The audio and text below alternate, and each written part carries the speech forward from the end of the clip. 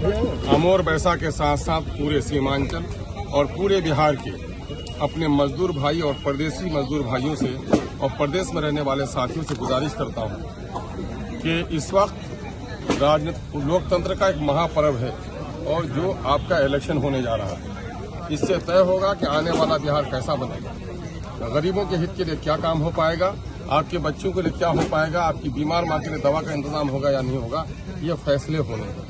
इसलिए मेरे भाइयों, बहुत सारे मजदूर धनकटनी में जा रहे हैं, बहुत सारे लोग प्रदेश में जा रहे हैं। खुदा के वास्ते, ईश्वर के लिए और अपने बच्चों के लिए, सीमांचल के लिए और अमोर बैसा के लिए, अपनी कटी हुई बस्तियों के लिए, अपनी टूटी हुई सड़कों के लिए, अपने बच्चों के भविष्य के लिए अपने वोट का इस्तेमाल कीजिए। आज बहुत सारे बड़े बड़े लोग हैं जो अमेरिका और जापान में रहते हैं, जब इलेक्शन हो जाता है तो वोट देने के लिए आ जाते हैं। बहन की शादी में ना आ सको, पैसे भेज देना, पड़ोसी लोग उसकी शादी का इंतजाम कर देंगे। मैयत हो जाए घर में ना आओगे तो दुआ अल्लाह वहां से भी सुन लेगा।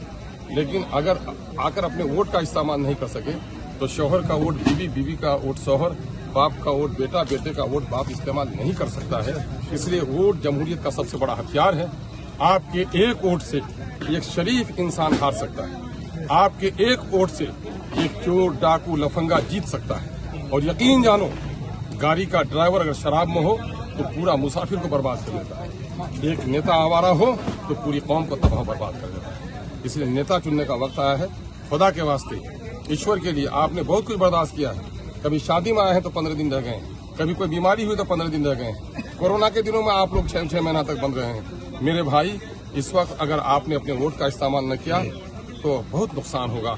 अमोर बैसा का नहीं, नई नस्लों का, आपके आने वाली नस्लों का नुकसान होगा। वोट का इस्तेमाल कीजिए।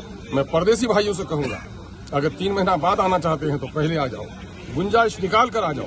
और जो लोग नहीं आ सकते हो तो कम से कम वहां से अपने माँ को, अपनी खाला को, अपनी नानी को, अपने मामू को बताओ कि गरीबों के हित की लड़ाई कौन लड़ता है। प्रदेश में हादसाती मौत होती थी, कोई लाश को लाने वाला नहीं था, चंदा करना पड़ता था।